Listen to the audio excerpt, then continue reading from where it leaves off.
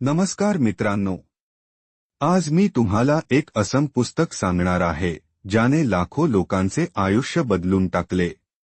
नाव आहे rich dad poor dad. या पुस्तकाचा लेखक आहे रॉबर्ट कियोसाकी। त्याला आयुष्यात दोन वडिलांचे मार्गदर्शन मिळाले।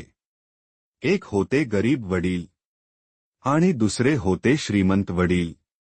दोघांचे शिक्षण, अनुभव आणि विचार अगदी वेगळे होते।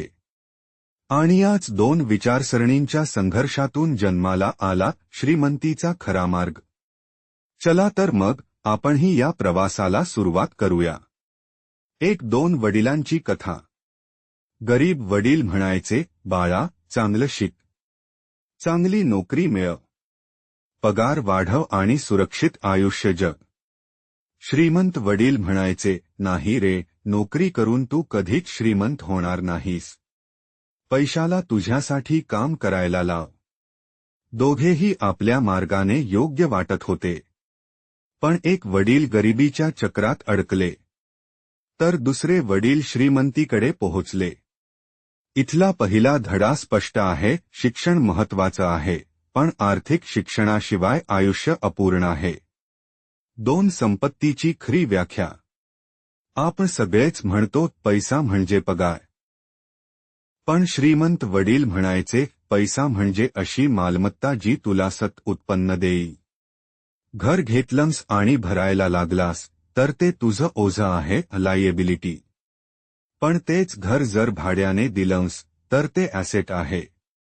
धडा साधा आहे, मालमत्ता तयार करा जी तुमच्यासाठी पैसा निर्माण करेल।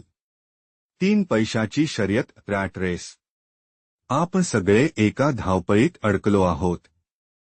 नोकरी, पगार, कर्ज आणि पुन्हा पगार।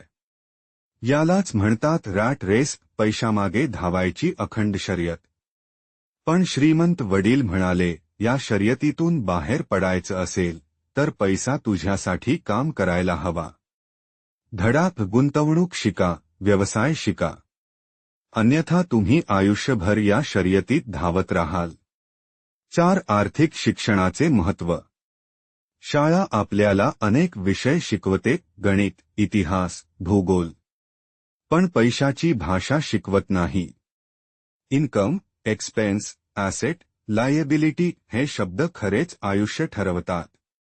नियम सोपा आहे, ॲसेट्स वाढवा, लायबिलिटीज कमी करा। जो हे शिकेल तो खरा श्रीमंत बनेल।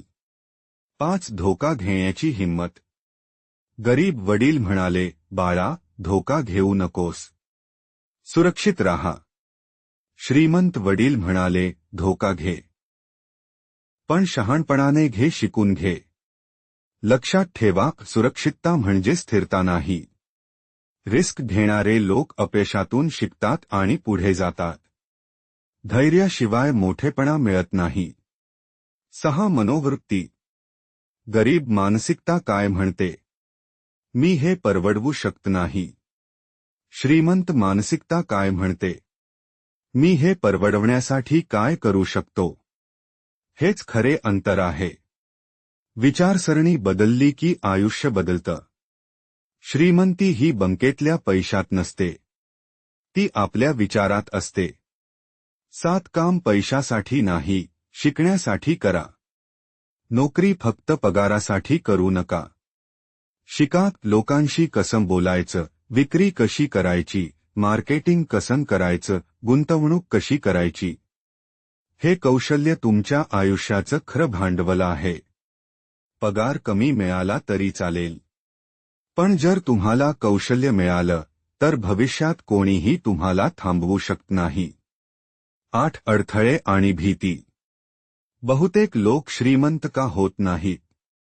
कारण त्यांना भीती थांबवते, शंका थांबवते, आळशीपणा थांबवतो। श्रीमंतीकडे जाण्यासाठी या भिंती तोडाव्या लागतात। भीतीवर मात करा, लहान लहान पावले उचला, धाडस करा। धाडसच तुम्हाला पुढे नेईल। 9 संपत्ती म्हणजे काय? मोठा पगार म्हणजे संपत्ती नाही। संपत्ती म्हणजे तू काम न करता पैसा येत राहणं। पॅसिव्ह इन्कम, व्यवसाय, प्रॉपर्टी, गुंतवणूक, रॉयल्टी. खरी स्वातंत्र्य ही पैशाने काम केल्यावर मिळते, आपण पैशासाठी काम करून नाही. कृती करा. फक्त वाचून, ऐकून, शिकून काही होणार नाही. कृती करा. गुंतवणूक सुरू करा. चुका करा, त्यातून शिका. यश त्यांनाच मिळतं जे धाडसाने कृती करतात.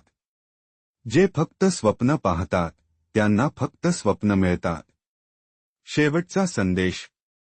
मित्रांनो, रिच डॅड पुअर डॅड आपल्याला सांगतं, नोकरी करा, पण नोकरीवर अवलंबून राहू नका.